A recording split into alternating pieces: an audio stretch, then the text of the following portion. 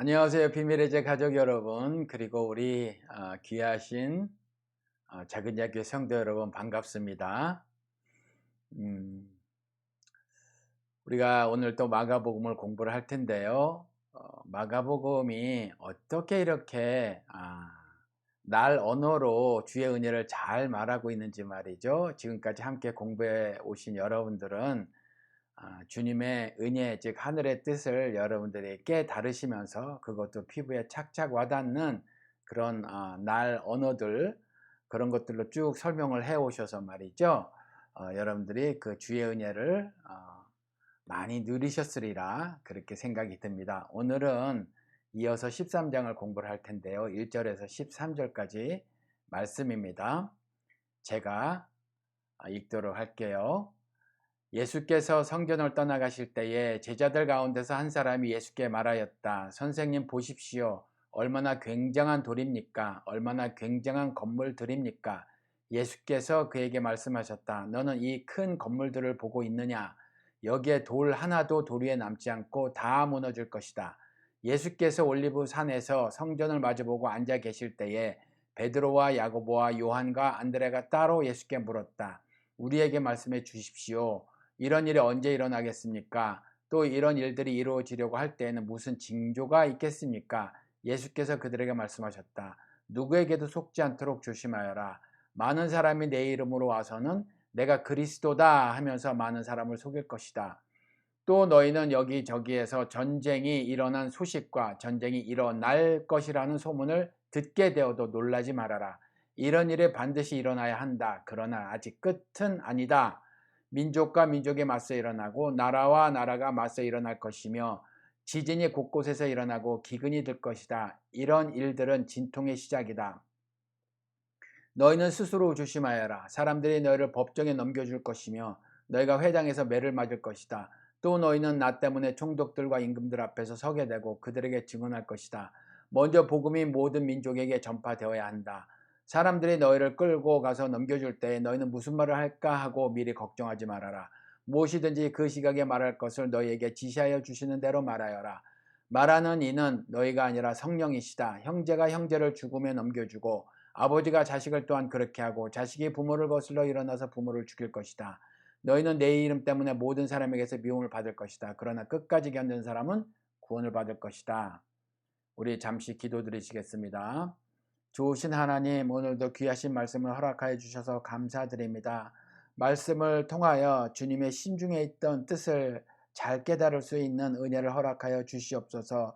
그 은혜가 확증하신 하나님의 사랑임도 더불어 깨닫게 하여 주시옵소서. 믿음으로 믿음에 이르게 하시어서 이 하늘의 뜻을 몇 마디의 그 말로 충분히 깨닫고도 남는 그 은혜의 한 시간이 될 수 있도록 복 내려 주시기를 간절히 기도드립니다.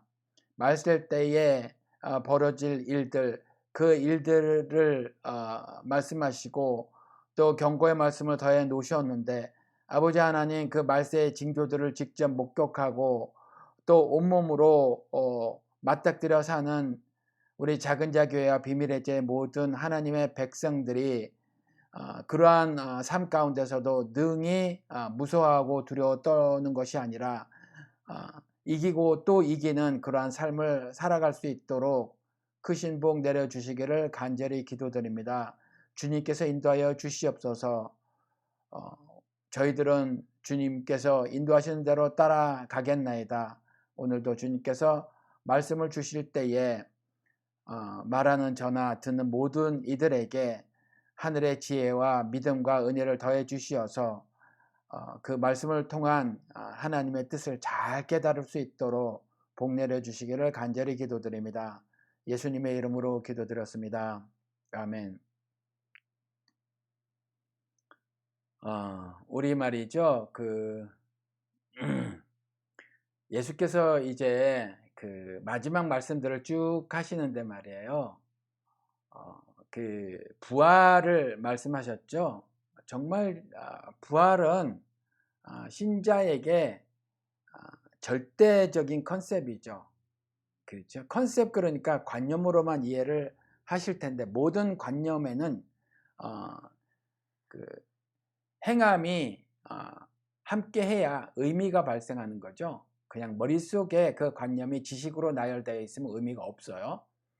근데 이 부활도 마찬가지죠. 그래서 부활이 없으면 그 믿음은 헛것이다 이렇게 말씀을 하고 계시단 말이에요. 그래서 부활을 세상 윤리적 측면에서 도덕적 갱생으로 설명하고 있는 진보신학, 진보신학의 해석은요, 그 예수께서 말씀하신 대로, 하나님께서 바울을 통해서 말씀하신 대로 그냥 헛 믿음이에요. 그런 건 잘못된 겁니다. 그래서 말세에 벌어질 일들을 쭉 말씀하세요. 오늘은. 그리고 그러한 일들이 부정적인 일이거든요. 그때 당부의 말씀을 하시죠. 우리가 이런 글을 통해서도 세대의 가르침을 본받지 않아야 함을 깨달을 수 있는데, 그 희망 고문이라고 말하죠. 거짓 희망을 심어주는 사람들이 많이 있단 말이에요. 긍정적인 사고를 하라 이런 거죠. 어떠한 상황 가운데도 아니에요. 그렇게 하면 곤란해요. 우리가 예언서를 어떻게 읽을까 공부하면서 거짓 예언자 하나냐도 말을 했잖아요. 이렇게 긍정적인 생각을 하고 살도록 하고요. 헛된 꿈을 꾸고 살게 만들죠. 귀에 달달하고요. 마음에 위로를 주는 그런 말을 하는데 그건 거짓이라는 거예요. 상황을 있는 그대로 온몸으로 맞닥뜨려야 하죠. 그러면서 믿음으로 그 상황 가운데서 내 자신을 지켜나가는 거예요. 물론 하나님의 절대 주권적 인도하심이 있죠. 그 인도하심에 순종하여 따라가는 겁니다. 그러면 세상에서의 삶, 그 육신의 삶은요 망가질 수 있지만 천국 시민으로서의, 그러니까 그리스도께서 인자가 올 때 믿음을 보겠느냐 하셨잖아요. 그 믿음을 지켜낸단 말이에요. 천국 시민으로. 그러니까 장차 될 일, 즉 나의 결국을 알아, 우리의 결국을 알아 오늘을 사는 것으로 우리가 기쁨을 누릴 수 있는 것이지, 긍정적인 사고를 하는 것으로 어떠한 상황 가운데서도 부정적인 생각은 갖지 않는 것으로 그저 주문에도 자기에게 최면을 걸어 사는 것, 이건 결코 신자가 해야 할 일은 아니다라는 거죠. 여러분들이 그렇게 바른 믿음을 가지면 생기는 기쁨이 있어요. 하늘 기쁨이에요. 그냥 긍정적인 사고를 계속해서 하는 것으로 대충 마약을 맞듯이 현실을 망각하려고 하고 그 중에서 좋은 것만 찾아서 현실을 인식하려고 하는 태도는요, 그것은 일시적으로 마약을 한 것처럼 뭐 잠시 잠깐의 뭐 쾌락을 줄 수 있을지는 모르나 너무 찰나다라는 거죠. 성경에서 말하는 영생, 영원한 삶, 그렇죠. 이터널 라이프하고는 전혀 관계가 없는 지나치게 찰나적인 것이어서 그렇게 해서는 곤란하다라는 거예요. 그래서 상황 가운데, 어떠한 상황 가운데서도 믿음으로 믿음에 이르게 하시는 성령 하나님의 인도하심 따라 우리가 살아갈 때에 그 상황 가운데 처해져 있을지라도 베드로가 두 군사 틈에서 안식을 누렸잖아요. 편한 잠을 잤다는 거죠. 그러한 삶을 살 수 있어요. 그래서 기뻐하라라는 말씀대로 기쁜 삶을 살 수 있지만, 기쁨이 그 마음속 저 깊은 곳에서부터 발생되어져 결국 폭발하듯 그 삶 전체에서 이렇게 나타날 수 있지만, 그저 긍정적인 사고로 마인드 컨트롤이나 하고 있으면요 사실은 다 알아요. 그것이 결코 해답이 될 수 없음을 사실은 알아요, 사람들이. 그럼에도 불구하고 왜 매달리냐? 믿음이 없어서 그래요. 천국에 대한 꿈이 없어서 그래요. 진짜 신자로서의 삶, 살림살이, 살려내는 일이잖아요. 그 영생의 윤리적 태도를 갖추지 못해서 그래요. 보이지 않는 것에 대한 소망이 없어서 그래요. 그 보이지 않는 것에 분명한 것이라고 말씀을 하고 계시는데도 불구하고 보이지 않는 것에 대한 분명함을 한 번도 경험해 보지 못했기 때문에 여전히 교회에서도 긍정적인 마인드를 가져라 라는 말을 세대의 가르침을 계속 가져와서 가르치는 거란 말이죠. 그러니까 구속사를 모르는 거예요. 그리스도의 뜻을 모르는 거예요. 십자가의 도를 모르는 거예요. 하나님이 확증하신 사랑을 모르는 거예요. 천국을 모르는 거예요. 천국 시민의 삶을 모르는 거죠. 신자의 삶이 어때야 하는지를 모르기 때문에 세상 사람과 똑같은 말을 하는 거란 말이에요. 우리 채팅방에 윤 장로가 우리가 윤 장로 그렇게 부르죠. 실제로 그 교회에서 장로를 받자는데 우리가 장로 같은 모습이 있다고 윤 장로 이렇게 부르는데 대박 인생을 살게 만드는 기독교, 그러니까 캐톨릭 교회의 어떤 그 교단들, 그리고 개신교들, 그리고 동방교회 어떤 것들, 영국의 뭐 어떤 뭐 교단들, 뭐 이런 것들을 다 망라해서 말이죠. 그저 대박 인생을 살게 만드는 그런 종교로 누가 글을 썼던 것 같아요. 그걸 이렇게 쭉 옮겨왔어요. 펌글이죠. 그렇다는 거예요. 교단 막론하고 이 땅에서 대박 인생 사는 것들을 가르치더라는 거예요. 한마디로 말해서 조엘 오스틴의 Become Better You, 더 나은 네가 되라는 거죠. 정신적으로 물질적으로 더 나은 네가 되라.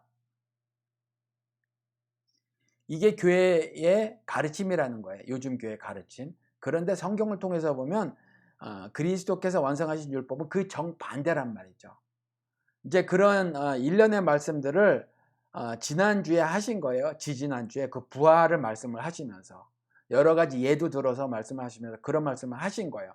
오늘은 말셀 때 벌어질 일들에 관해서 말씀을 하십니다. 말셀 때 언제 이런 일이 벌어질 것입니까? 라고 물어요. 그렇죠?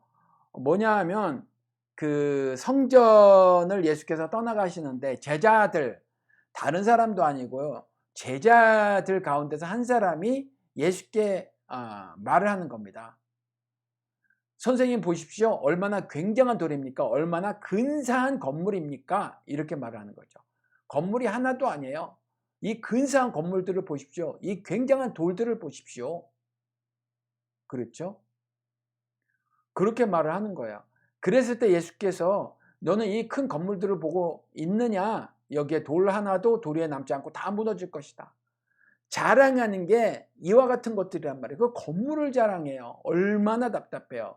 성경을 외웠다고 하는 자들이 건물을 자랑하고 있으니 얼마나 답답합니까? 그렇죠? 그러니까 지금 그 뭐 멀리 갈 것도 없이 미국이나 한국이나 개신교가 크게 그 발전한 그 나라에서 보면 그런 것들을 자랑해요.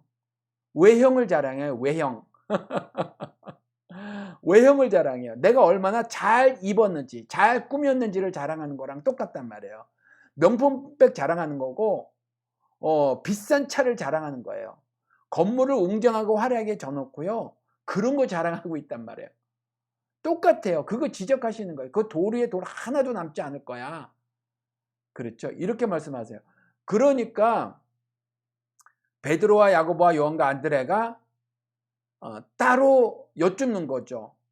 너무나 끔찍한 말을 들은 거예요. 사실 성전이 뭔데, 자신들의 그 하나님 백성이라는 정체성을 밝혀주는 건물이었는데 그게 무너질 거라는 거예요. 의미도 하나도 없이. 그것도 굉장히 날선 말로 하셨단 말이에요. 그렇죠? 돌 위에 돌 하나도 남지 않고 다 무너질 거라는 거죠. 그렇죠? 성전이 뭔데 무너진다니. 성전이 지금까지 성전에서 하나님과 교제를 나눴단 말이에요. 주님의 은혜를 거기서 온몸으로 받았단 말이에요. 1년 동안 지은 죄를 그 성전에서 그 제사장의 입을 통해서 하늘의 말씀을 전해 들었단 말이에요. 너희의 죄가 사함을 받았노라. 그런 성전이었단 말이에요. 이방민족과 다른 점을 분명히 보여줬던 성전인데 그게 다 무너질 거래요. 그러니까 깜짝 놀라죠. 그렇지만 예수님의 말씀을 신뢰하고 있었던 베드로와 야고보와 요한과 안드레가 너무 궁금한 거예요. 그래서 따로 예수께 여쭙습니다. 우리에게 말씀해 주십시오. 말씀해 주십시오. 이런 일이 언제 일어나겠습니까? 예수님의 말씀을 믿는 거죠. 이런 일이 벌어진다는 거예요. 성전이 무너질 것. 성전은 이방 민족에 의해서 회파되는 건 줄만 알았어요. 이방 민족의 그 간악함으로 인해서 그냥 무너지는 건 줄만 알았어요. 그런데 예수님이 그렇지 않다는 거죠. 다 무너질 거라는 거예요. 거기에 의미가 있는 게 아니라는 거죠. 근데 그 말을 믿은 거예요. 베드로와 야고보와 요한과 안드레가. 그러니까 말씀해 주십시오. 이런 일은 언제 일어나겠습니까? 그리고 또 하나, 이런 일들이 이루어지려고 할 때는 어떤 징조가 있습니까? 그 징조가 있다면 무슨 징조인가요? 라고 여쭈는 거예요. 그런 거예요. 그러니까 이런 말씀을 다 하시는 거죠. 말세에 벌어질 일들. 그리고 이제 쭉 당부의 말씀하시는 거예요. 대짜고짜 뭐라고 말씀하시냐면 누구에게도 속지 않도록 조심하여라. 먼저 이렇게 말씀하세요. 누구에게도 속지 않도록 조심하여라. 그리고 13절에 가서 끝까지 견디는 사람은 구원을 받을 것이다. 이 두 가지 말씀하시는 거예요. 속지 않도록 조심하여라. 그리고 끝까지 견뎌야 하느니라. 끝까지 견디면 견디는 그 사람은 구원을 받을 것이다. 이렇게 말씀하시는 거예요. 십자가의 은혜는 이미 끼쳐 놓으셨는데 살아가면서 천하만국의 영광을 보여주면서 속이는 자에게 속고 40일 금식이라는 끔찍한 삶을 살게 될 때에도 또 속아 넘어가서 인자가 올 때 믿음을 보일 만한 사람이 없다는 거죠. 다 떠나가는 거예요. 각기 제 갈 길로 다 가버리는 거죠. 양들처럼. 이사야 선지자를 통해서 경고하신 말씀처럼 이런 상황에도 저런 상황에도 넉넉하면 넉넉한 대로 부족하면 부족한 대로 믿음을 저버리더라는 거예요. 천하만국의 영광을 보여줘도 그렇고 40일 금식이라는 끔찍한 삶의 어떤 그 순간들을 맞닥뜨릴 때도 그렇고 게다가 또 하나 네가 하나님의 아들이었던 하나님의 자녀라면 이러한 무모한 일을 저지른다고 하더라도 인간이 연약해서 그런 실수를 저지른다고 하더라도 하나님은 반드시 너에게 위험이 닥치지 않게 해줄 거야. 그러니까 그냥 무모한 일을 저질러. 그냥 이 높은 곳에서 뛰어내려. 네 발이 돌에 닿기도 전에 시편에 나온 말씀처럼 하나님이 네 발이 돌에 땅에 닿지 않게 할 거야. 그렇죠? 이렇게 말하는 거예요. 돈복음교회 단목이라고 하시는 양반이 이런 성경 구절을 모르고 이전에 그런 설교를 한 걸 들어본 적이 있어요. 옛날에 자신이 어렸을 때 아버지가 그랬대. 마당에서 자신이 텐마루 했는데 뛰어내려라 근데 자신이 겁이 났대요. 근데 아버지를 믿고 뛰었다는 거예요. 아버지는요 그런 위험한 일을 시키지 않으십니다. 그게 무슨 의미가 있냔 말이에요. 의미가 하나도 없어요. 높은 곳에서 뛰는 게 그게 신앙적으로 무슨 의미가 있어요. 무모한 일을 하는 게 무슨 의미가 있어요. 그렇죠? 의미가 없다고요. 아프가니스탄에 가서 아프가니스탄 말도 못하고 그 아프가니스탄이 처한 그 상황도 모르고 국제 사회에서의 어떤 그 강대국들의 알력 가운데 신음하고 있는 아프가니스탄의 그 역사적 그 상황도 모르고 무조건 가서 아프가니스탄 말도 할 줄 모르면서 그냥 가서 전쟁통에 가서 그 템포리 지역이니까 복음이 전달되지 않은 지역이니까 그쪽에 가서 복음을 전하리라고 뛰어들어갔던 모든 한국 개신교인들 무모한 일을 벌이는 거죠. 거기 가고 말고 때문에 무모한 일을 벌이는 것이 아니라 그러려면 적어도 그들과 한 사람처럼 살아야 한다는 거죠. 아프가니스탄인들이 겪고 있는 똑같은 그러한 고통을 겪을 준비를 하고 그들과 똑같은 심정으로 살아가겠다. 그리고 그들과 적어도 소통은 돼야 할 거 아니에요. 그런 상태로 가야지. 단기 선교 가겠다고 교회에서 돈 조금 주고 자비량으로 조금 자기 돈도 마련해서 무조건 가서 기타 들고 노래 부르면 그게 복음이 전해져요? 그렇죠?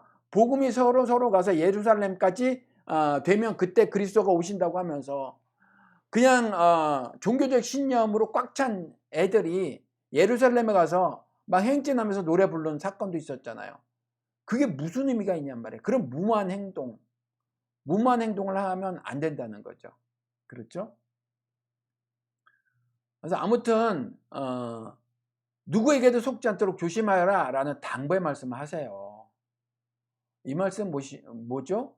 속을 수 있다는 거예요. 속을 수 있다. 속을 수 있다는 거예요. 또 하나는 뭐죠? 신자의 삶은 흑암이라고 말한 이 세상이라는 거예요. 세상에서 속이죠. 그렇죠? 그러니까 신자의 삶의 터전이 교회 건물 아니라고 생각하면 곤란하다는 거죠. 성전까지도 도리에 돌 하나도 남지 않는다는 거예요. 그러니까 일상의 모든 삶의 영역에서 속지 않도록 해야 된다는 거죠. 그때 신자로서의 믿음을 보이며 살아가라는 거예요. 하나님의 말씀으로 무장하여 속지 않도록 하라는 거죠. 그렇죠? 속지 않도록 조심하라라는 말이 이렇게 두 가지 의미를 우리가 찾을 수 있다는 거죠. 속을 수 있다는 것과 그 다음에 우리 삶의 전 영역에서 신자의 모습으로 살아라 하는 것, 이 두 가지의 의미를 우리가 교훈으로 취할 수 있다는 거죠. 그러니까 속을 수 있어요. 왜? 세상은 온통 속이는 말들로 가득 찼거든요. 그래서 흑암이에요. 그래서 더럽고 음란해요. 진실이 없거든요. 진리가 없어요. 그냥 너도 나도 속인단 말이에요. 너도 나도 속여요. 속이는 말의 특징이 뭐냐 하면 여러분, 선해요. 달달해요. 위로가 됩니다. 희망적이고 긍정적이에요. 속이는 말들의 특징이 이래요. 그렇죠? 그러니까 보시라고요.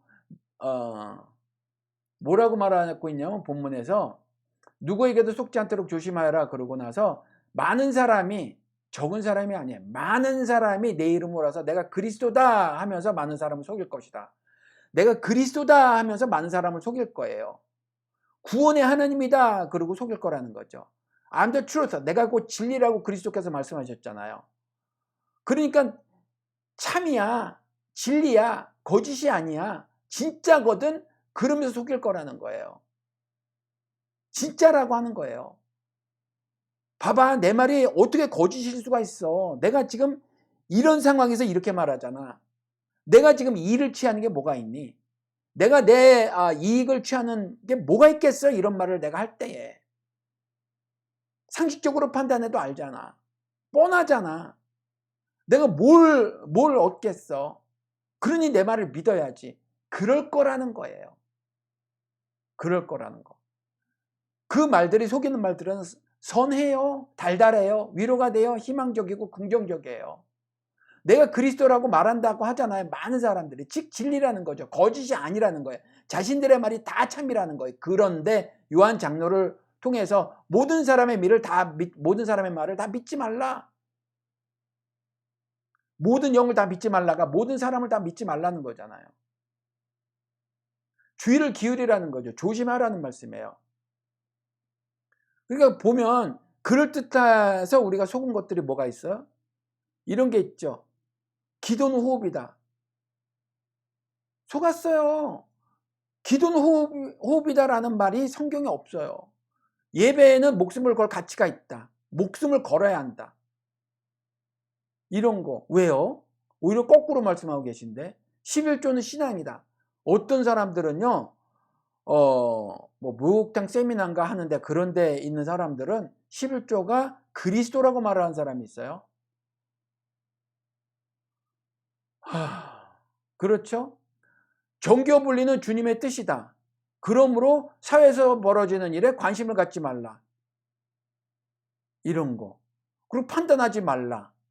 미국 사람들도요.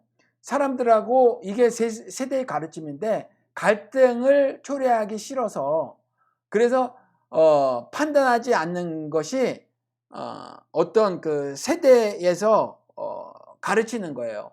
어른이 그 후손들에게 가르치죠. 자녀들에게. 그래서 이 사람들은 그렇게 말을 많이 해요. 자주 해요. 한국 사람보다 훨씬 자주 해요. 난 판단하지 않아. 난 판단하는 게 아니야. 이런 말을 해요. 그리고 실제로 그렇게 잘 안 하려고 하죠. 문제를 일으키고 싶지 않고 아는 사람들과 갈등을 벌이고 싶지 않아요. 여기는 책임 한계를 분명히 긋는 문화가 있기 때문에 책임질 일을 아예 하지 않는 것이 문화란 말이에요. 그런데 성경을 통해서 하나님은 뭐라고 말씀하셨죠? 판단해라. 천사까지라도 네가 판단해야 한다. 세상에 벌어지는 모든 일을 네가 판단해야 된다라는 거죠. 그리스도께서도 그래서 땅에서 묻고 푸는 일을 해라. 그래서 하늘 열쇠를 주신 거잖아요. 근데 판단하지 말라는 거죠. 특별히 목자들 하는 일, 주의 종이 하는 일에 대해서는 판단하지 말라. 이런 거 다 속이는 말이었단 말이죠. 속이는 말들. 그렇죠? 앞으로도 지금 계속해서 말씀하시는 것 가운데서 벌어질 일들 하신 말씀 있잖아요.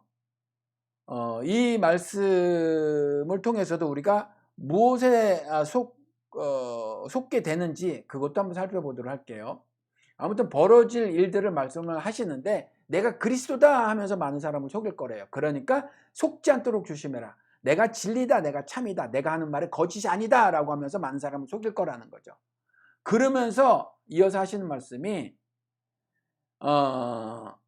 너는 전쟁이 일어난 소식과 일어날 것이라는 소문을 듣게 될 것이다. 근데 놀라지 말아라. 전쟁은 벌어질 거야 원래. 왜? 너희들이 원래 그렇게 못된 인간이거든. 너희들이.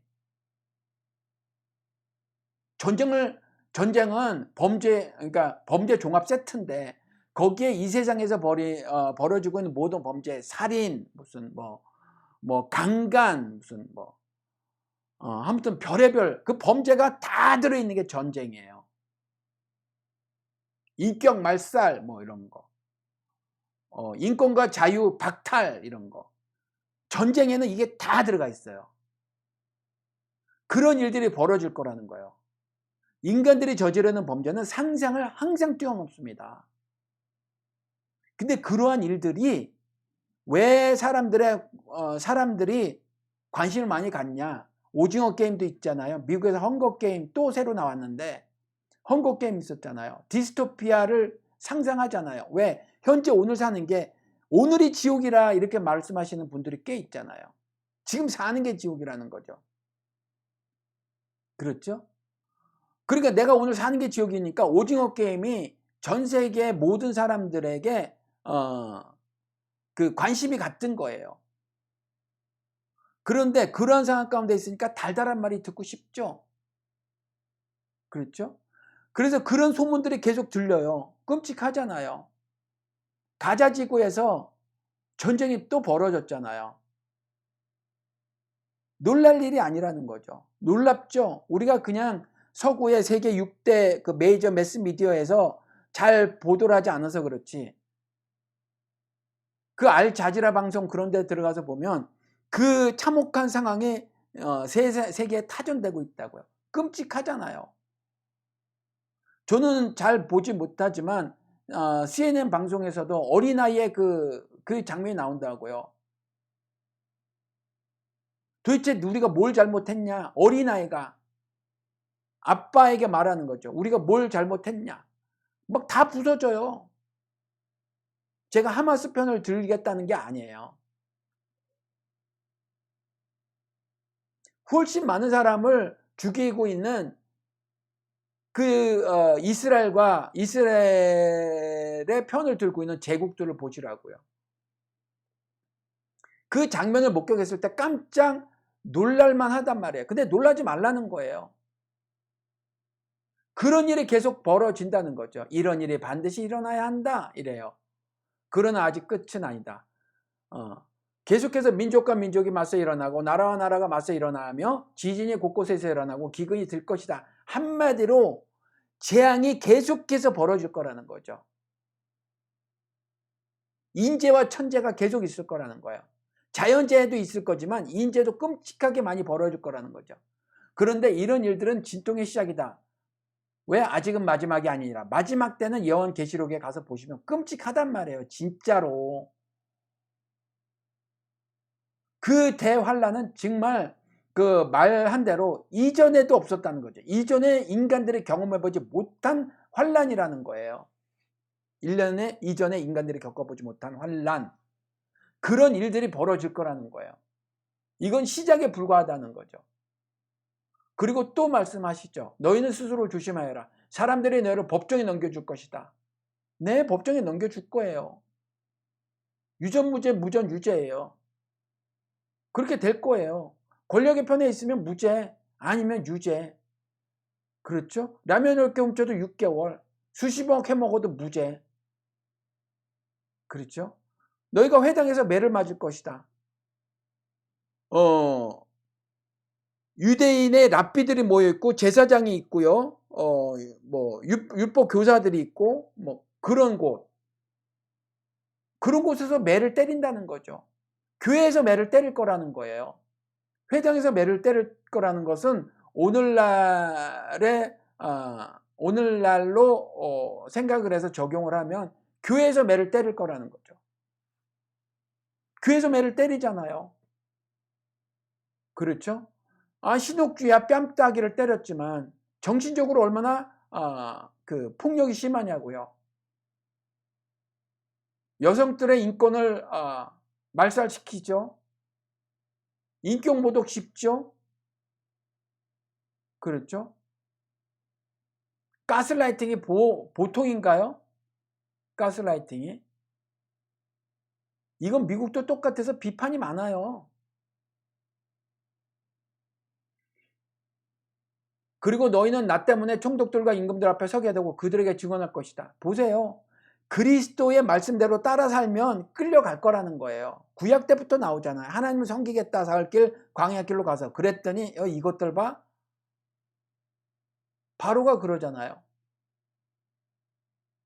노동의 양과 강도를 증가시키고 그럼에도 불구하고 결국 사흘 길 가서 하나님을 섬기겠다 그러니까 이스라엘의 모든 군대를 동원해서 그들을 쫓아가서 죽이려고 가잖아요. 그리스도를 섬기면 이런 일이 벌어질 거라는 거죠. 세상의 총독들과 임금들 앞에서 증언해야 되는 거죠. 뭘 증언해요? 내가 그리스도인이라는 거, 그리스도가 나의 왕이라는 거, 니들이 그랬기 때문에 틀렸다는 거, 그리스도가 참 진리라는 거. 그렇죠? 카톨릭은요, 공산국가에서도 다 있어요. 문제가 안 생겨요, 그 정권하고. 그런데 진짜 신앙인은 바로에게 거칠 수밖에 없다고요. 바로에게 맞설 수밖에 없다고요. 세상 인구가 총독에 맞설 수밖에 없다고요. 에베소서 6장 12절에 나오는 것처럼 세상의 악한 정사와 권세에 맞설 수밖에 없다고요. 혈과 육의 싸움은 아니에요. 그야말로 선빵날리는 맞짱 뜨는 건 아니에요. 신앙을 지킨다는 차원에서 그들의 종의 삶을 살지 않겠다는 저항의 삶을 사는 거란 말이에요. 세상을 몰라서가 아니에요. 세상을 너무나 잘 알기 때문에 그렇게 사는 거예요. 세상을 너무 잘 알기 때문에. 그렇죠? 그 앞에서 끌려가서 결국 내가 왜 이렇게 사는지를 굳이 변명해야 한다는 거죠. 너희들 총독들과 임금들 틀렸어. 너희들 지금 무릎 꿇고 주 앞에 굴복해야 돼, 항복해야 돼 라고 말을 해야 된다는 거죠. 먼저 그리고 복음이 모든 민족에게 전파되어야 한다. 그래야 마지막에 올 것이다 라는 거죠. 그렇죠? 이것도 물리적으로 자꾸 이해를 해요. 그래서 템포리 지역에 가고 예루살렘에 가서 기타 들고 행진하고 그런 거예요.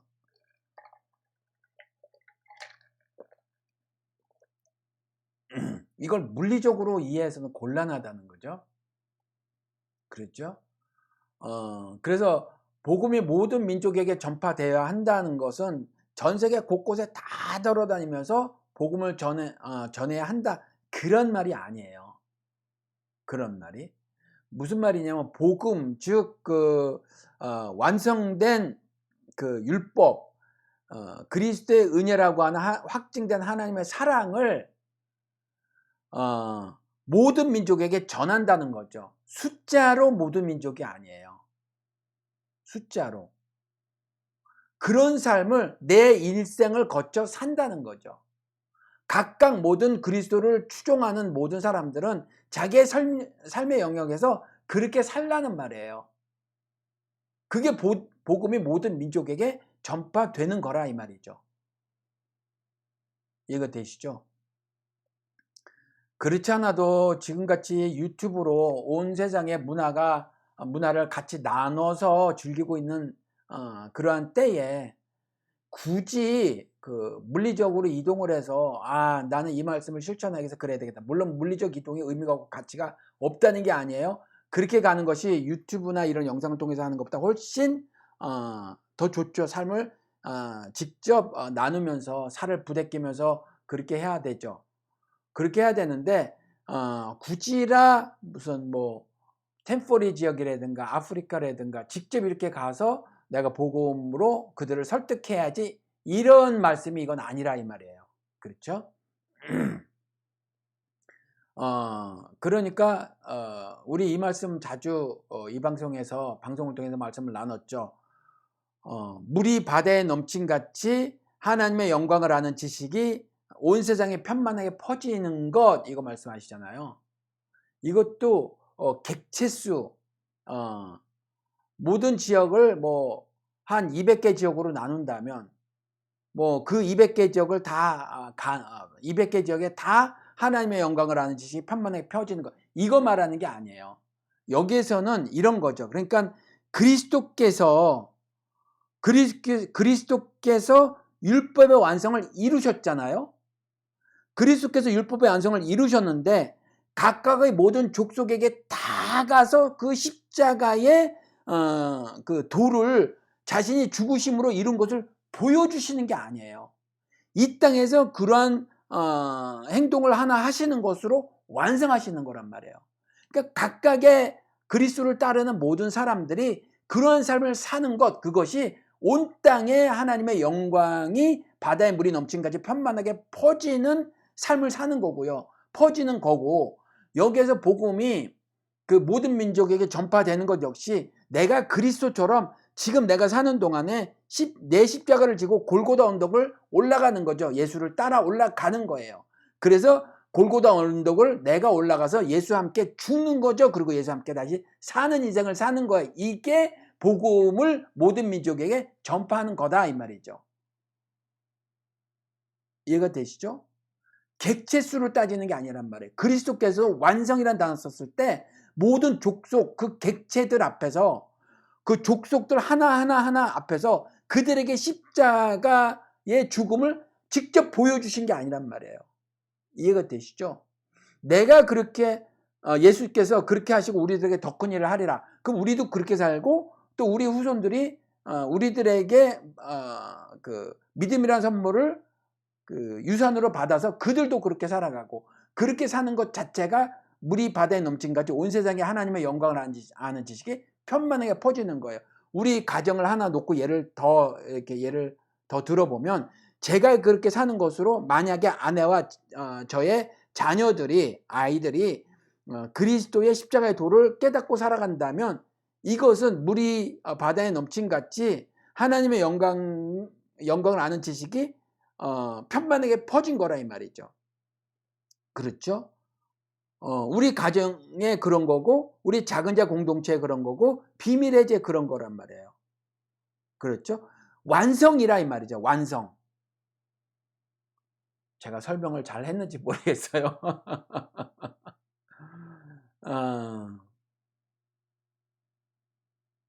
그렇게 말을 하고 있죠. 그리고 사람들이 너희를 끌고 가서 넘겨줄 것이고, 그럴 때에 너희는 무슨 말을 할까 미리 걱정하지 말아라. 믿음을 가지고 있는 사람은요, 보관을 미리 안 갖고 있어도 돼요. 그러니까 무슨 그 목회자들, 제가 자꾸 말씀을 드렸지만 저에게 그런 꿈이 있으니까 목회자의 뭐 철학이 있냐, 목회자의 비전이 있냐, 없습니다. 이거죠. 그냥 아브라함을 통해서 비전을 읽어요. 성경을 통해서 그리스도께 직접 말씀하실 때는 믿음의 행사를 말씀하셨잖아요. 믿음의 행사는 뭐예요? 순종함이잖아요. 아브라함을 통해서는 순종을 읽어야 되잖아요. 그래서 저도 매일의 삶에서 순종을 하려고 하는 거지, 어떤 비전, 즉 꿈을 개인적으로 목회자로서 그 꿈을 꾸려고 하는 게 아니란 말이죠. 오늘도 순종해서 살려고 하는 거란 말이에요. 그렇죠? 그러니까 우리는 그렇게 살면 돼요. 무슨 말을 할까 미리 걱정할 거 없다고요. 끌고 가잖아요. 끌려가면 성령 하나님께서 우리 할 말을 미리 알려주신다는 거죠. 그렇죠?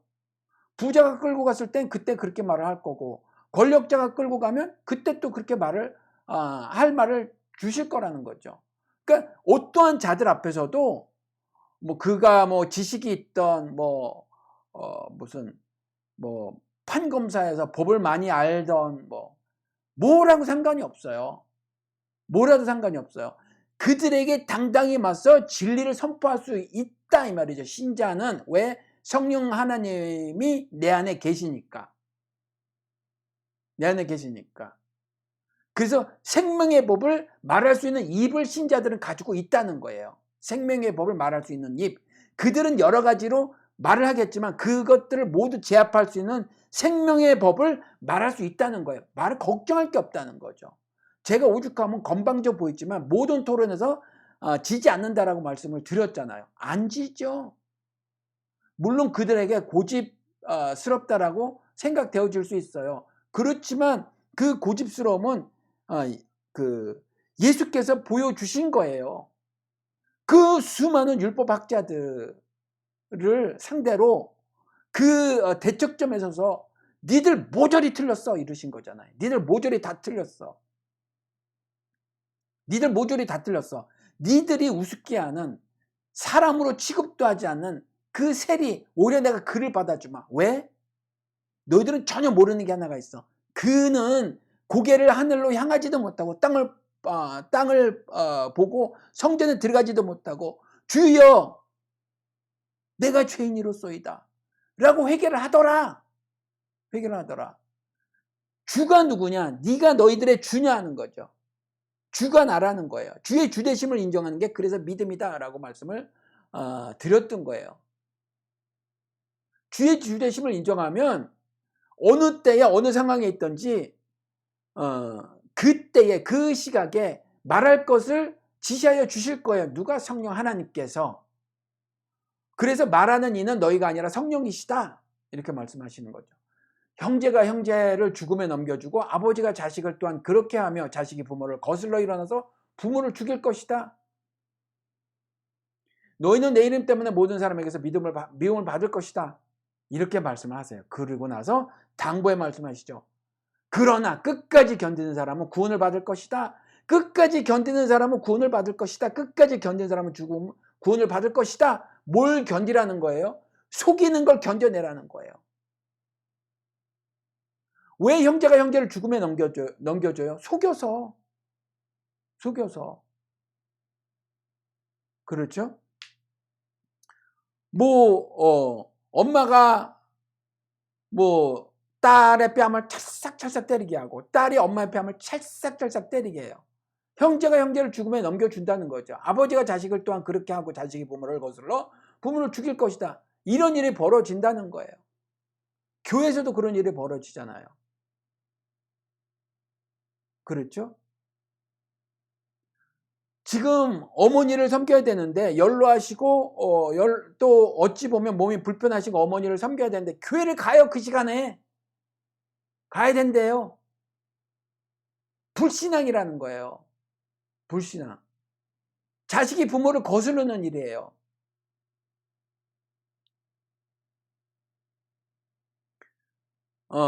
그랬을 때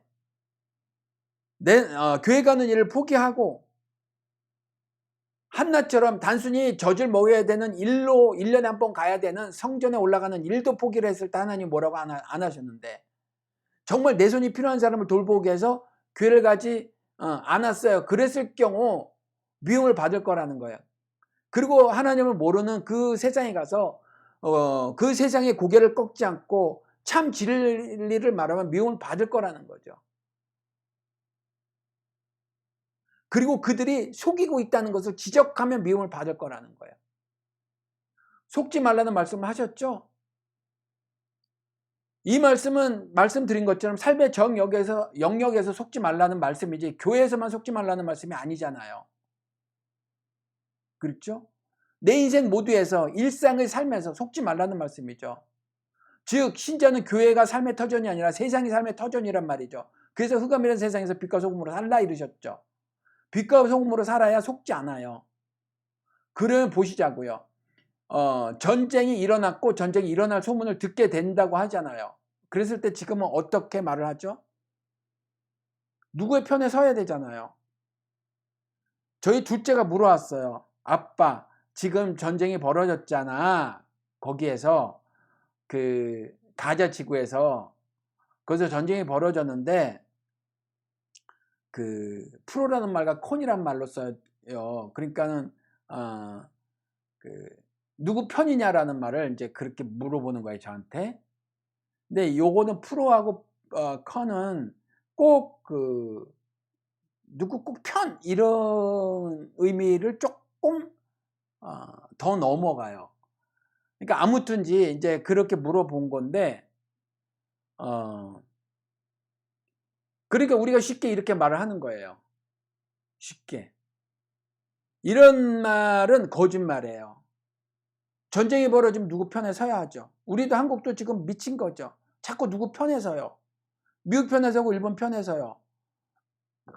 중국에 감히 국력이 약한 대한민국이 중국 가소롭다는 말을 감히 해요. 러시아 별거 아니란 말을 해요. 그리고 미국 일변도에 어떤 편을 들죠. 누구 편에 서야 하나 자체가 거짓말이에요. 편에 서야 한다는 말이거든요. 아니요, 편에 서면 안 돼요. 전쟁이 벌어지면 누구 편에 서야 하나, 이건 속이는 자들의 말이라는 거예요. 속이는 자들의 말. 그렇죠? 우리는요, 신자는 옳고 그름만 분명히 하는 거예요. 가자 지구의 모든 사람을 죽이는 행위는 다 악하다고 해요. 심지어 하마스라고 할지라도. 물론요, 그들은 봉쇄됐죠. 이스라엘로 하여금 봉쇄됐고 자유가 억압되고요. 인권이 많이 박탈되고요. 막 그렇게 살고 있죠. 그렇게 살고 있어요. 그렇다고 무고한 양민, 어린아이까지 죽을 수 있는 대규모 어떤 그 미사일 발사 같은 걸 먼저 한 것, 이것도 결코 편들어줄 수 있는 일이 아니란 말이에요. 옳다고 말할 수 없다는 말이죠. 그렇죠? 전쟁이 벌어지면 누구 편에 서야 하나, 이건 속이는 자들의 말이에요. 죽이는 모든 일은 악한 거예요. 죽이는 모든 일, 그건 악한 거예요. 그렇게 신자가 입장을 정해야 돼요. 전쟁이 벌어지지 않도록 해야 되죠. 하늘 메시지는 평화예요. 하늘 메시지는 평화예요. 평화. 전쟁이 벌어지지 않도록 해야 되죠. 북한의 선제 타격 운운하고 힘의 우위를 통한 평화하고 문재인의 평화는 위장된 평화고 뭐 이렇게 말을 하잖아요. 이재명이 그러잖아요. 전쟁을 벌이지 않고 이기는 것이 진짜 이기는 거다. 이거는요, 하나님의 이 말씀을 가지고 오지 않아도 알 수 있는 거잖아요. 인간이라면. 전쟁이 벌어지면 끔찍한 걸 경험으로 알아요. 우리는. 우리 민족은 아직도 6.25를 경험한 사람들이 있잖아요. 우리 부모님 세대에 있잖아요. 살아 계시잖아요. 그렇잖아요. 그러니까 전쟁은 벌어지면 안 되는 거예요. 얼마나 많은 사람이 죽었어요. 얼마나 많은 사람이. 550만이 죽거나 다쳤다는데 그 단일 전쟁에서 6.25 때 말이 되냔 말이에요. 말씀드린 것처럼 신천 대학살, 노건희 대학살 같은 미군에서 저지른 학살, 국방군에 의해서 저지른 학살 이런 것도 엄청 많단 말이에요. 특별히 미군의 작전명이 The White, 하얀 색깔, 하얀색, 하양 이런 이름의 그 군사작전이 있었다고 말씀드렸잖아요. 우리는 그때 백이민족이라고 사실은 염색 안 된 그 하얀 옷을 저희 어머니도 생활복으로 한복을 입으셨는데 그런 거 입고 살았단 말이에요. 그때. 그러니까 그거 입은 모든 사람 죽이는 거죠. 군인이라서 죽이는 게 아니라 한국 사람이라면 그냥 다 죽인 거예요. 남한 사람이냐 북한 사람이냐 따지지 않고 미군은 The White, 작전명 White, The White 이걸 통해서 백이민족 한국 사람은 다 죽였던 거예요. 그게 미군의 작전명이었다니까요. 누구 편을 들어요? 편을 들기는. 그런데 전쟁이 일어났고 일어날 거라는 소문이 들리는데, 그때 세상에서 들려오는 말은요, 모든 온 세상의 매스미디어에서는 누구 편을 들어야 함을 말을 하고 있단 말이에요. 누구 편을 들어야 함을. 그러면서 정치적 수사를 하죠. 정의를 갖다 붙여요. 그리고 방어라는 말을 해요. 정의와 방어라는 단어로 논리를 세운단 말이에요. 제가 엄청 실망했는데 버니 샌더스가 Israel is definitely right 이렇게 말했어요. 이스라엘은 분명히 옳다는 거죠. 뭐가 옳아요? 사람을 죽이는데. 사람을 죽이는 게 뭐가 옳아요? 사람을 죽이는 게 right, 옳다, 정의롭다는 거잖아요. 그렇죠? 정치인들이 이렇게 말해요. 그러면 그렇게 속는 거죠. 전쟁이 벌어지지 않도록 해야 돼요. 왜? 하나님은 평화를 원하신단 말이에요. 평화를. 혈과 육의 그 싸움이 아니라 말씀하시잖아요. 그렇죠? 그리고 기근도 마찬가지예요. 기근이 벌어지면 상황을 봐서 도와야 한다. 이게 속이는 자들의 말이에요. 기근이 아니라도 그렇죠. 상황을 봐가며 돕죠. 왜 상황을 봐가며 도와요? 여기 이미 사회에서도 교인들이 그렇게 말을 해요. 길거리에 홈리스들이 있단 말이에요. 쟤네들한테 돈 주지 마, 돈 주지 마. 그래요. 한인 교인들이. 쟤들 줘야 마약해. 그래도 줘야 돼요. 그래도 줘야 그 중에 일부가 밥 먹는데 쓸 거 아니에요. 한 푼도 없으면 굶어 죽어요. 일주일도 안 돼서. 그래도 1불짜리 햄버거라도 사 먹을 거 아니에요. 그런데 뭔가 똑똑한 채 하는 거죠. 똑똑한 채. 홈리스가 다 마약을 할까요? 다 마약한다고 그래요. 홈리스가 돈이 있어서 어떻게 그렇게 마약을 하겠어요? 마약을 하는 사람도 있죠. 근데 마약을 하는 사람들이 그냥 주나요? 홈리스가 현찰이 나면 얼마나 많이 나겠어요? 주구장창 마약을 할 수 있도록 그렇게 많이 나겠어요? 마약을 한 사람도 있지만 마약을 할 처지가 못 되는 홈리스들이 엄청 많을 거란 말이에요. 근데 다 마약하는 사람으로 몰아붙이는 게 한국 개신교인들이더라. 되게 똑똑한 척, 현명한 척, 사회과학적 판단을 충분히 할 수 있을 정도로 근거를 가지고 있는 척하는 거죠. 상황을 보아서 도와야 한다. 속이는 자들의 말이에요. 우리나라도 그랬죠. 예멘 난민이 들어왔어요. 돕지 말아야 된대요. 개신교인들이 그랬어요. 한국 땅에 정착해서 한국이 이슬람화가 되게 할 거래요. 그 예멘 난민들이. 그러기 때문에 도움 안 된다고 한 거예요. 그렇죠? 왜 교회들이 12.9 참사 1주년 때도 그렇게 차가운 얼굴을 하고 등을 돌렸냐고요. 우리 아이들 죽고 그 위족들 위로하는 자리에 어쩌면 그렇게 차가운 얼굴을 하고 등을 돌렸냐고요. 교회들이. 할로윈 파티, 귀신 파티를 하는 것에 쫓아가서 마땅히 하나님 벌하셔도 죽은 거라는 그 종교적 신념을 믿음으로 알고 있기 때문에 그런 거예요. 진짜로 하나님은요, 니느웨 12만을 어찌 아끼지 아니할 수 있더냐라 그러면서 선민의식에 쩐 요나를 말려 죽이려고 하셨다니까요. 뜨거운 동풍에. 그렇잖아요. 니느웨 12만 어찌 아끼지 아니할 수 있더냐 이러셨다니까요. 개신교인들, 기독교인들 자신들은 뭐가 잘나서 자신들도 이방 민족이잖아요. 자신들도 구원을 받았는지 안 받았는지 모르지만 구원을 받았다고 믿고 사니까 철석같이. 그렇다면 자신은 왜 용서의 사랑을 받아도 되고 그들은 받으면 안 된다고 믿냐 말이에요. 자신도 이방 민족이고 하나님의 법을 모르고 살았고 자신도 더럽고 음란한 세대라는 하나님의 말씀을 들었던 족속이잖아요. 긍휼히 여겨주셔서 구원의 반열에 올려주셨으면 그런 사람들을 긍휼히 여길 줄 알아야 되잖아요. 그렇기 때문에 하나님이 이 땅에 직접 육신의 몸을 입고 오셔서 가르친 말씀 중에 하나가 그거예요. 긍휼히 여기는 자는 복이 있나니 긍휼히 여기면 받을 것이다. 이 땅에서 그런 사람들을 긍휼히 여길 줄 모르면 너도 긍휼히 여기지 않을 거야. 내가 이렇게 말씀하시는 거예요. 긍휼히 여길 줄 몰라요. 긍휼히 여길 줄을.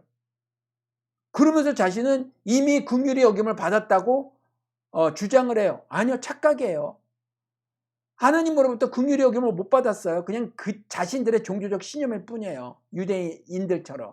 그냥 종교적 신념의 믿음이 아니에요. 하늘의 선물인 믿음이 아니에요. 그리스도의 은혜가 빠진 종교적 신념일 뿐이라고요. 긍휼히 여기는 자가 긍휼히 여김을 받아요. 용서를 하는 자가 천부의 하늘 아버지의 용서를 받아요. 역설이지만 패러독스지만 하나님이 그렇게 말씀하셨다고요. 하나님 먼저 긍휼히 여겨주시죠. 맞아요. 하나님 먼저 은혜를 끼쳐주셔요. 그게 맞아요. 그런데 거꾸로 패러독스 이렇게 말씀하신다고요. 너희들이 먼저 긍휼히 여겨. 그래야 네가 긍휼히 여김을 받을 거야. 너희들이 먼저 용서를 해. 그래야 너희들이 하늘 아버지의 용서를 받을 거야. 왜 그래요? 우리를 아시니까. 우리의 심중을 꿰뚫어 보시니까. 저 따위로 간악하게 매우 이기적으로 지만 알고 살아가니까. 그러니 은혜를 받은 자로서의 삶이 하나도 보이질 않는데 은혜를 받았다고 말하는 것이 얼마나 가증스러운 말이냐라는 말씀을 하시는 거예요. 그 패러독스는. 그렇죠? 그래서 긍휼이 먼저 너희들이 여겨 그래야 네가 긍휼히 여김 받을 것이고 네가 용서를 한 사람을 먼저 베풀어 그래야 하늘 아버지도 너희들을 용서하실 거야. 그렇죠? 예멘 난민이 들어오면 돕지 말아야 한대요. 그랬을 때 기독교인이 봤었을 때요.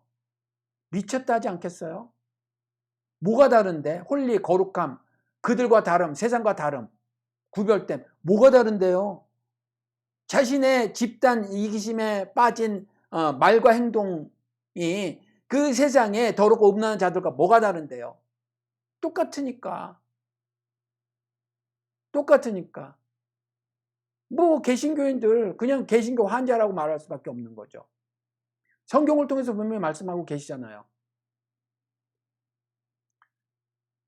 이집트에 7년 풍년 후에 7년 기근이 있을 거래요. 흉년. 근데 창세기 41장에서 가서 보면 풍년이 드는 동안 생산된 모든 식물의 5분의 1을 7년 가뭄 때 쓸 수 있도록 쌓아두자 이렇게 말을 해요. 그리고 나서 41장 54절에서 57절까지 가서 보면 극심한 가뭄이 진짜 들어요. 극심한 가뭄이. 그런데 그 극심한 가뭄이 이집트에만 드는 게 아니라 가자 지구 이스라엘에게도 있었단 말이에요. 가나안 땅에도. 먹을 게 없었어요. 그래서 야곱이 아들들을 보내죠. 그래서 먹을 걸 좀 사오라고 보내요. 보냈을 때 이집트가 돕는다니까요. 자기들 먹을 것도 만만치 않은데 도와요. 도와요. 정말 표현에 의하면 이집트가 망할 정도로 극심한 가뭄이었다는 거죠. 망할 정도가 아니야. 망했다고 말을 해요. 망했다. 표현이 이집트는 망했다. 그 극심한 가뭄 때문에. 생각을 해보세요. 7년 동안 가뭄이 있어서 망할 수밖에 더 있어요. 먹을 게 없는데. 굶어 죽은 사람이 얼마겠냐 이거죠. 그런 거예요. 돈이 무슨 소용이 있어요. 은화가 무슨 소용이 있어요. 아무 소용이 없죠. 뭐 먹을 걸 살 수가 없는데 그건 그냥 은화일 뿐이에요. 모든 돈은 재화와 용역을 살 수 있을 때 그 가치가 있는 거잖아요. 재화와 용역 서비스, 그죠? 이걸 살 수 없으면 이 돈이 무슨 의미가 있어요? 그 돈 갖고 내가 뭐 소고기도 사고, 그렇죠? 뭐 신선한 야채와 과일도 살 수 있어야 그 돈이 가치가 있는 거지. 아니 무슨 소용이 있어요? 근데 은화는 무슨 소용이 있겠어요? 7년 가뭄 끝에 곡식을 살 수 없는데. 그렇죠? 그래서 이스라엘이 망했다 이렇게 말을 해요. 그랬는데 그런 끔찍한 경험을 했던 이집트가 자기들 입장에선 이방 족속인 야곱의 그 아들들이 이 땅에 왔을 때 나눠주더라는 거예요. 나눠주더라.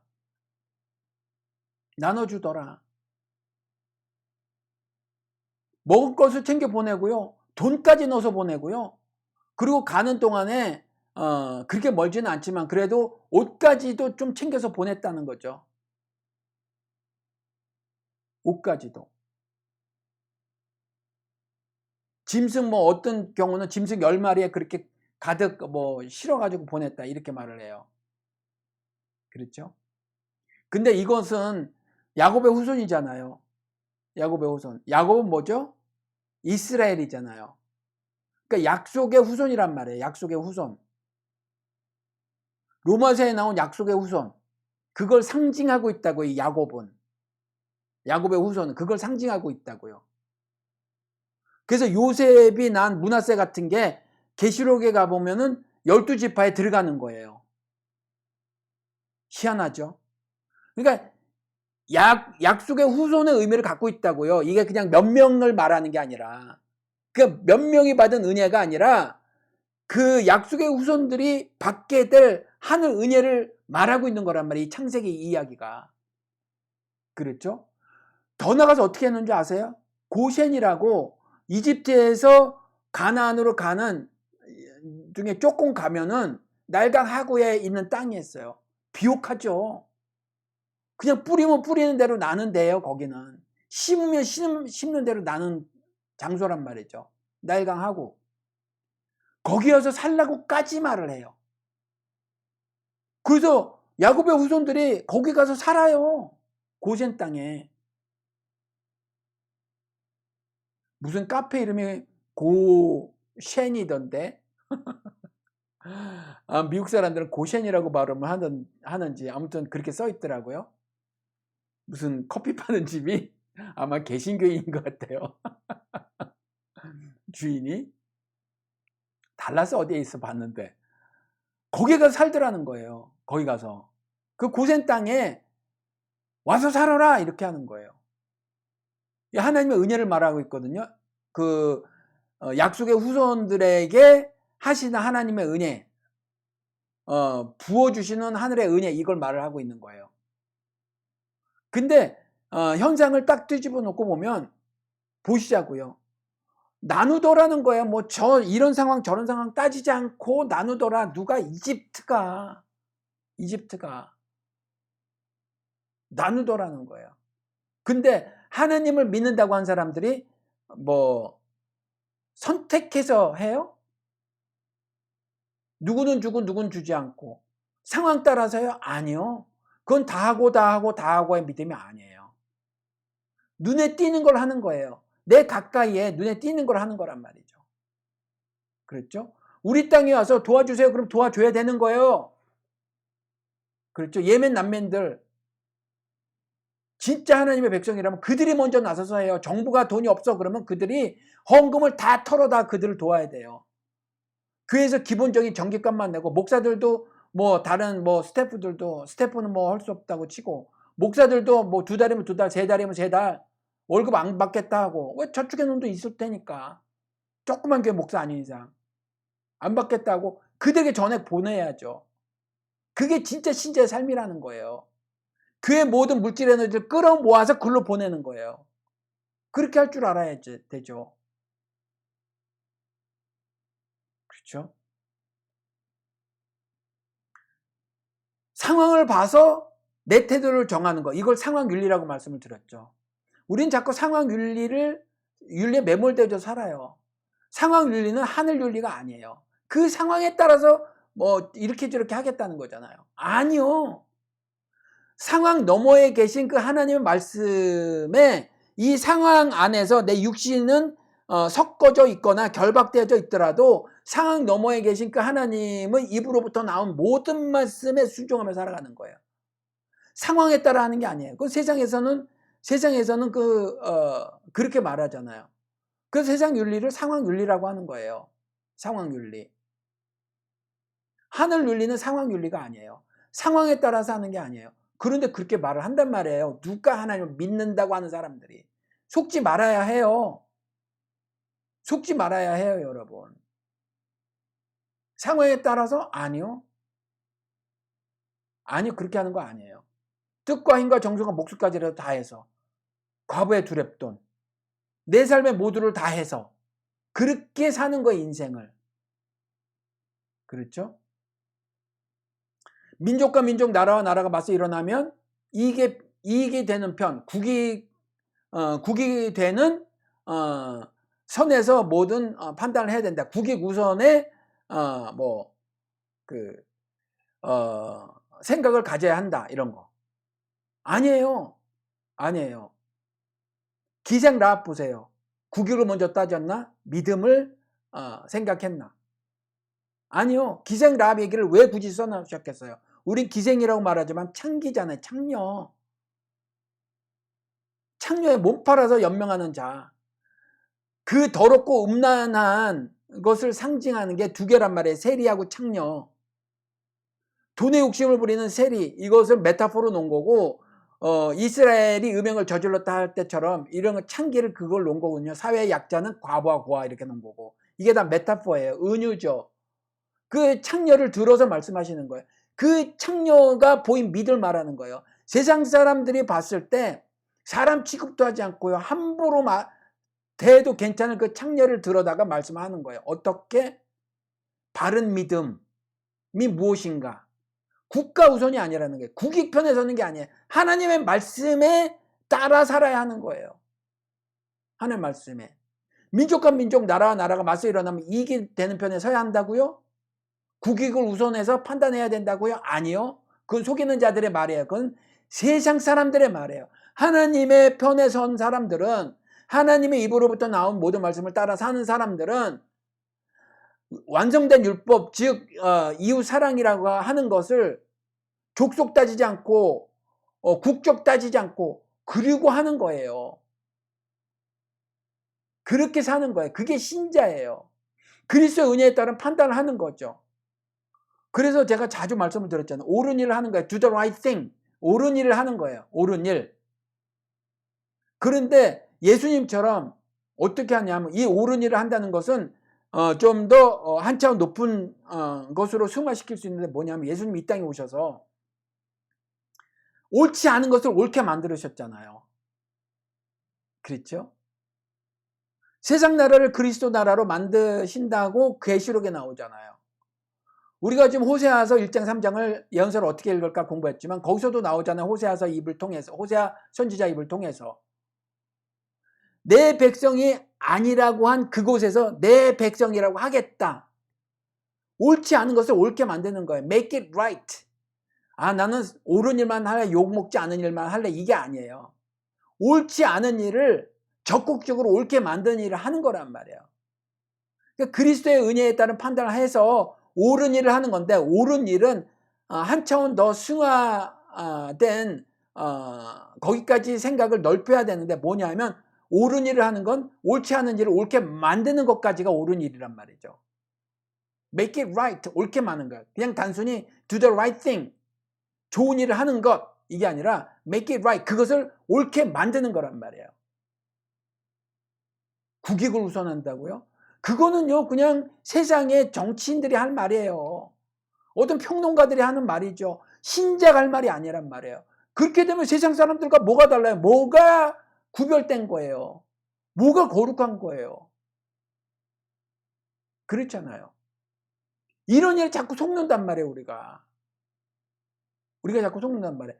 그렇기 때문에 제가 민중신학을 따르지 않고요. 따르지 않는다고 하더라도 그들과 얼마든지 마음을 나누고 얘기하죠. 제가 민통선 들어간 거 거기 이정 목사님 계시잖아요. 그렇게 인생 사는 것도 멋들어지다 싶어요. 근데 그분은 민중신학을 하시는 분이란 말이죠. 그렇죠? 한국인인 예수 그리스도 이런 걸 생각하시는 분이란 말이에요. 물론 각 지역에서 그 지역에 체화된 믿음을 갖는 건 중요하지만 그것과는 별개로 어느 족속을 특정하거나 특정 문화를 어떤 문화를 특정하거나 해서 그것들을 중심으로, 즉 어떤 족속과 족속의 삶이라고 하는 그 문화를 특정해서 그것 중심에 성경관을 세우는 것, 저는 여기에 동의를 하지 않아요. 민중신학이 그렇거든요. 민중신학이, 해방신학도 마찬가지고, 남미에서 일어났던 거기서 취할 귀한 교훈들이 많이 있으나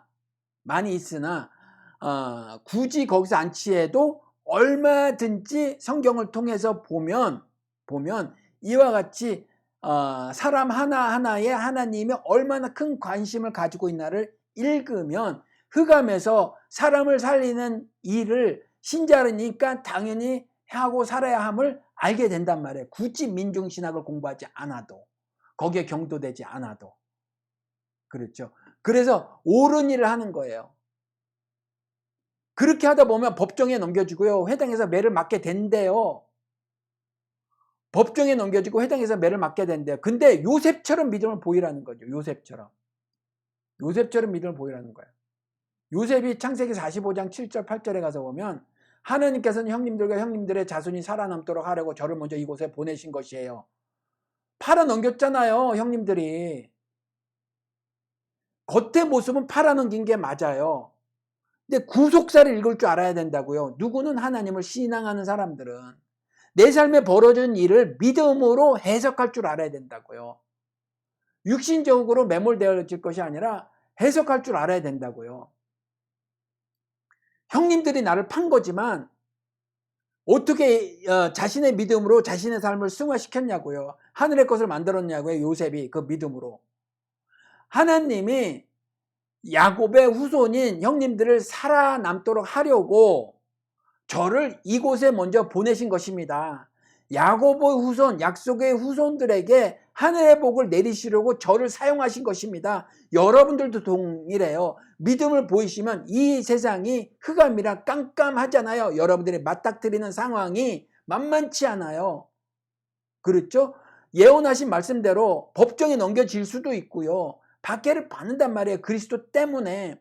그렇지만 그런 모든 상황을 이기고 또 이기는 거죠. 그래서 믿음으로 어떻게 하는 거라고요? 살아남도록 하는 거예요. 누구를? 이웃을.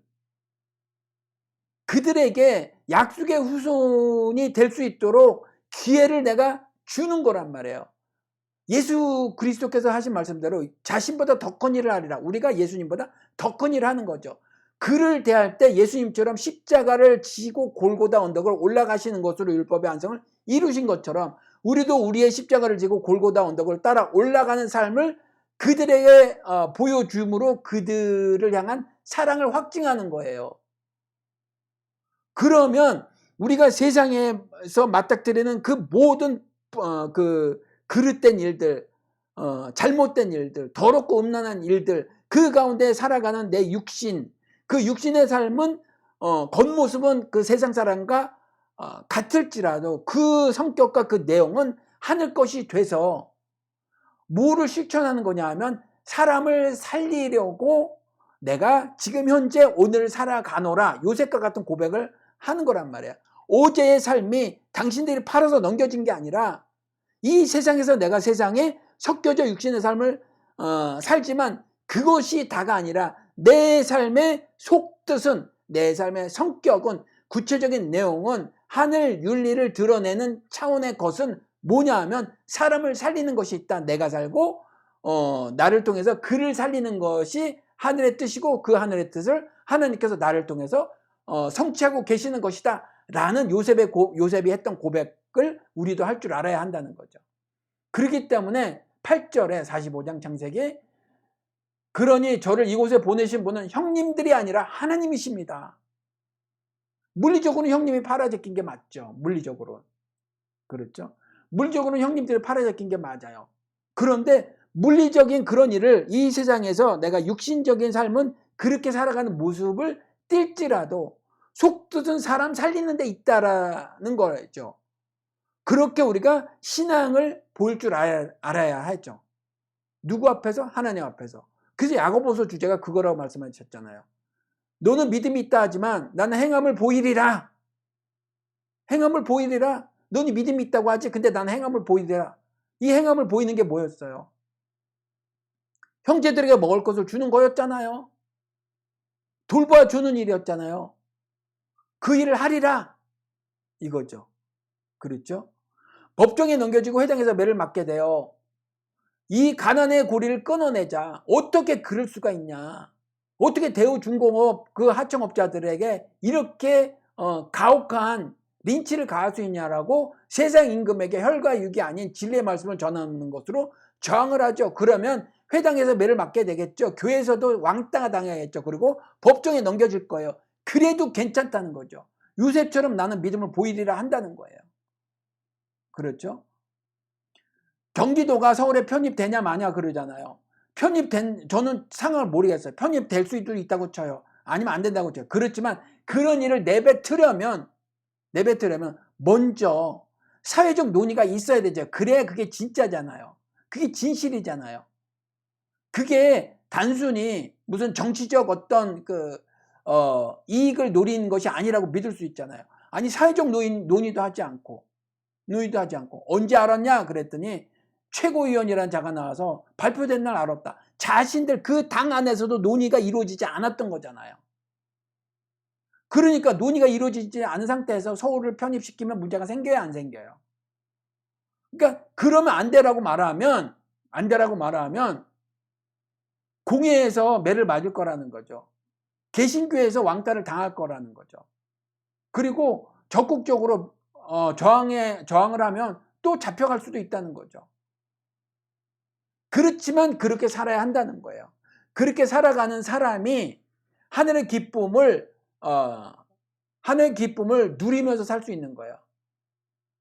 나는 바울처럼요. 내가 관제로 드려질지라도 즉 피 흘리는 제물로 바쳐질지라도 즉 다시 말해서 목이 단칼에 따지고 몸이 토막 쳐지는 거죠. 각이 떠지는 거예요.